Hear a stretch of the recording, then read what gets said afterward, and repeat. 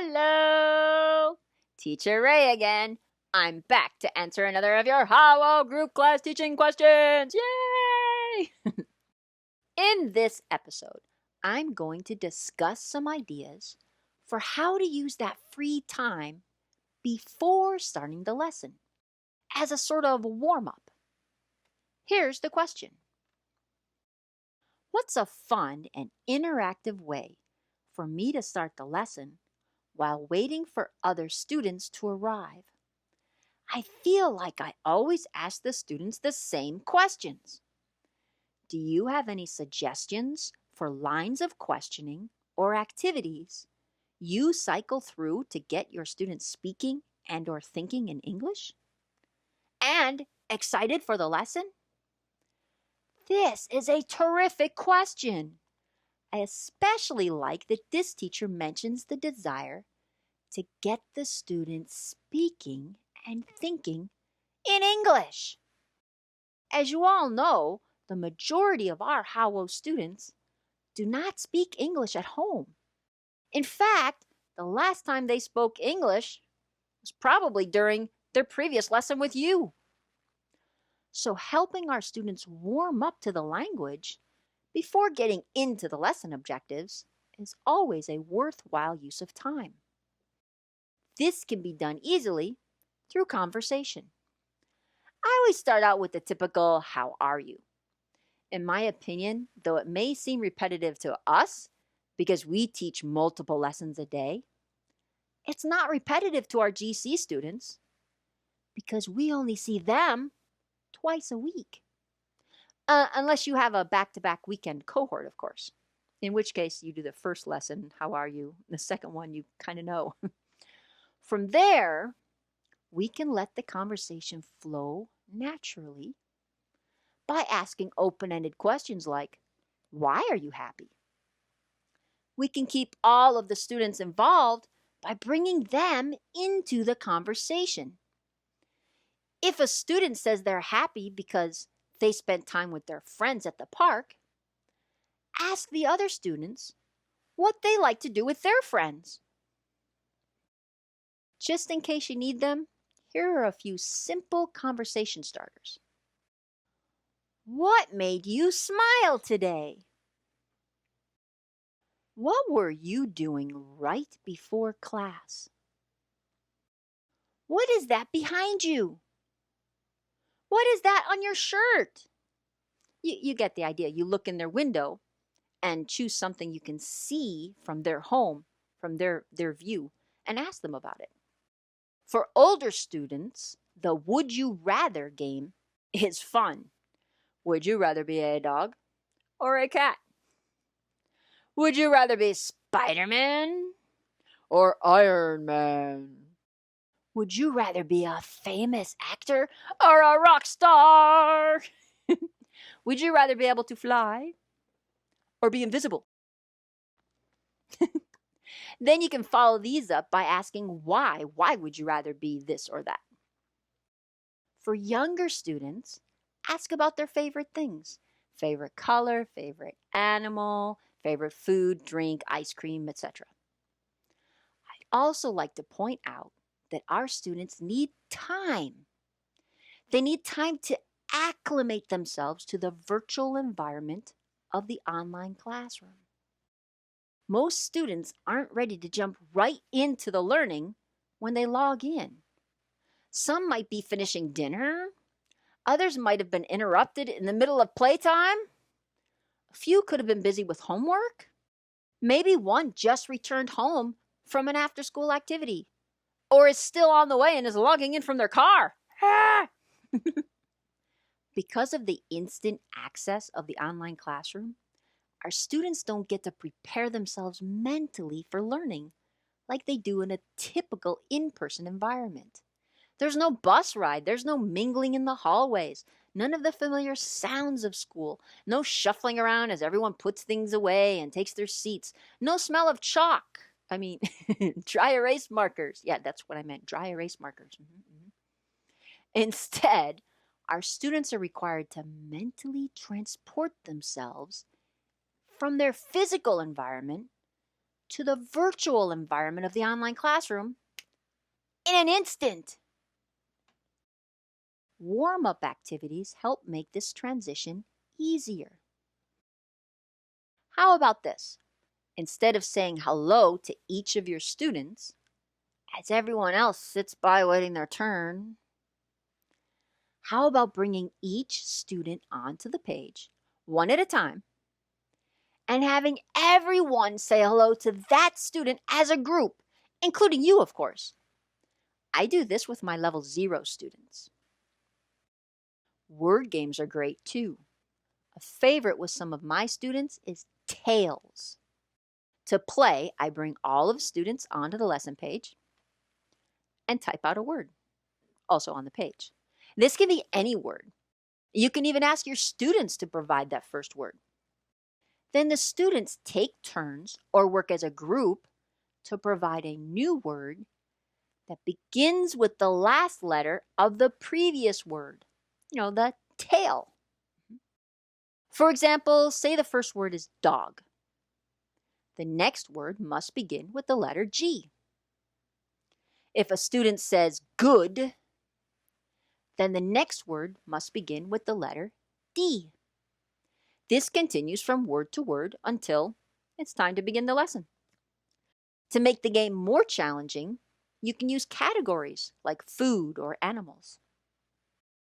How about word games that double as a review? Like concentration or memory.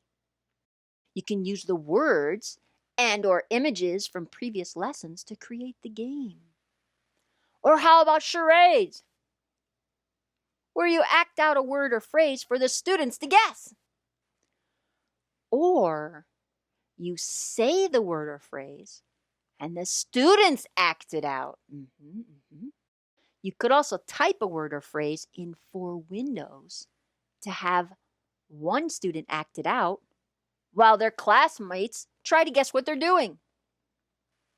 20 questions, or what am I thinking, is also good for review. Use words or phrases from previous lessons. The goal in this game is for the students to guess what word or phrase you're thinking of. You can either let your students ask you questions, or you can give them hints, or you could do a combination of both. For example, say the word is homework. I'm thinking of a word. The students can then ask you yes or no questions like, is it an animal? Is it something we eat? Etc. Or you could continue with, it's something we often do at home. This can lead to more questions, more hints, as the students make guesses.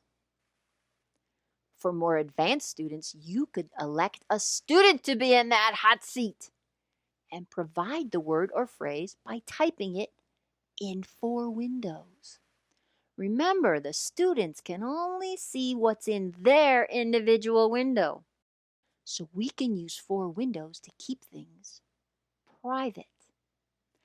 Just be aware that these things can be seen in the lesson recordings. Yeah. Don't worry, I didn't forget the part about getting the students excited for the lesson. Although I think some of those games might do the trick.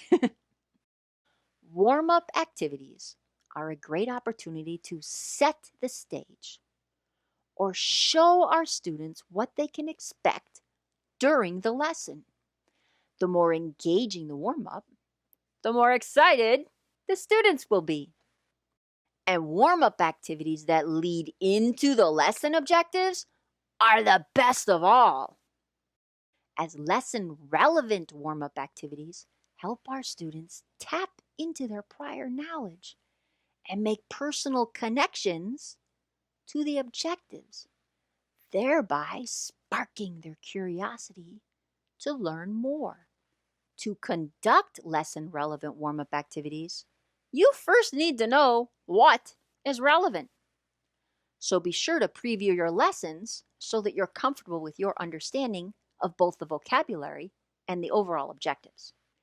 A basic lesson-relevant warm-up activity is to start a conversation that leads directly into the lesson objectives. Say the lesson is tell a story. The vocabulary words are tell, story, and please. Start out by showing a book to your students. A children's storybook would probably be best. Then ask them to please show you a storybook. Ask what their favorite story is. Maybe expand a little by asking who reads stories to them. Then you can smoothly click over to the objectives page while saying that the lesson is about telling stories. See what I did there? See. How about a game? The Would You Rather game could make an excellent lesson-relevant warm-up activity. Simply provide comparisons that relate to the lesson. For example, say the lesson is, I will be a master of time, with the keywords midnight, interesting, master, and cherish. The sentence pattern is, so that, as in, the game was so fun that I didn't want to stop playing. And the Let's Talk story is about managing time wisely. So the overall objectives is learning the vocabulary needed to discuss how one should or does spend their time. To lead into this, you can use the Would You Rather game to ask questions like, would you rather play video games or finish your homework? Would you rather stay up late or go to bed on time? Be careful that you don't use the exact questions from the activities in the lesson unless you feel that your students would benefit from it in some way. Some of my students do better when they get a bit of a preview like that. By the way, we want our warm-up activities to be fairly short in duration. We don't want them to take up that valuable lesson time. Warm-up activities are only an introduction, a brief way of getting everyone on the same page. So keep your warm-up activities short and sweet. Okay, I think that gives everyone a pretty good assortment of warm-up activities to get started and to get our lesson started. Okay, so now it's time for wrap-up. To summarize this episode, a fun and interesting way to use the time before starting your lessons is to incorporate a warm-up activity. I also provided several examples of warm-up activities that you can use to get your students speaking and thinking in English and get them excited for the lesson. Those first few minutes in the classroom can be vital for setting the right mood for the lesson as a whole. As HowWo GC teachers, we all want to conduct engaging and successful lessons for our students. Starting off on the right foot can help us to achieve those goals. So I want to thank this teacher for submitting such a worthwhile question. And for the rest of you, what are you waiting for? Click on the survey link below to submit your question to Ask Teacher Ray. See you next time. Goodbye.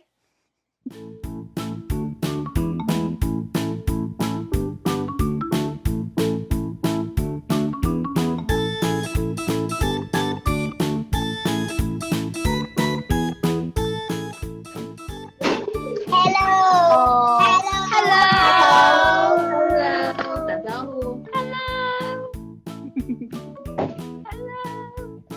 Hello, Abby. Hello, Abby. Hello, Abby. Yay, good job, Angel and Annie. Hello, Abby. Hello, Abby. Okay, everybody. Hello, Angel. Hello, Angel. Yay, Annie. Abby. Hello, Angel. Angel. Hello. Yay! Good job, everyone. Oh, don't forget Annie. Don't forget Annie. Hello, Annie. Hello, Annie. Good job, Abby. Angel, hello, Annie. Hello, teacher. Oh, hello, teacher. Good job, Annie. Thank you. Good job. So what about Teacher Ray? Can you say, hello, Teacher Ray? Hello, teacher. Yay! Hello. Hello. I like your glasses. I like your glasses. I have glasses too. I wear glasses too to drive my car.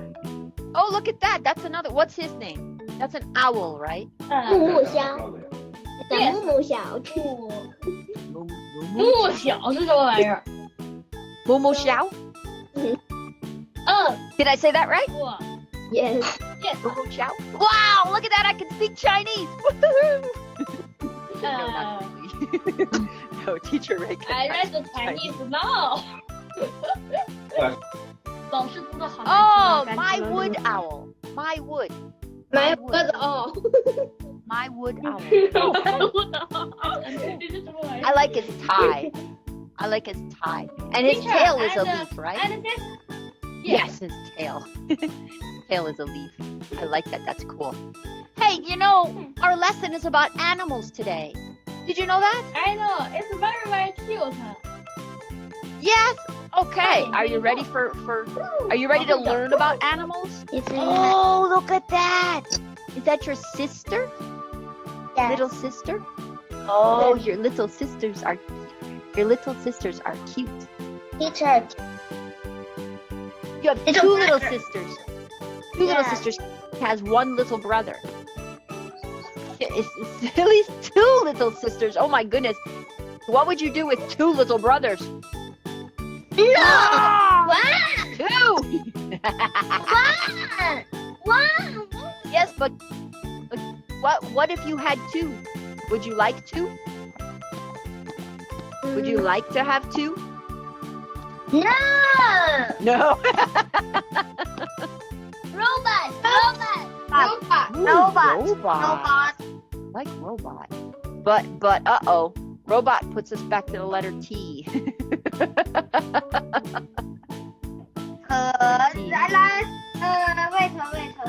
Wait. Do you know a word that begins with the letter T? T. T. T. Ah, T. yeah, T. Time. Yeah, time. Time is another T word, right? Time. Time. Uh-oh, time. Oh no, time. It's time for our lesson. Are you ready? Is looking them up. Is looking up T words. Let's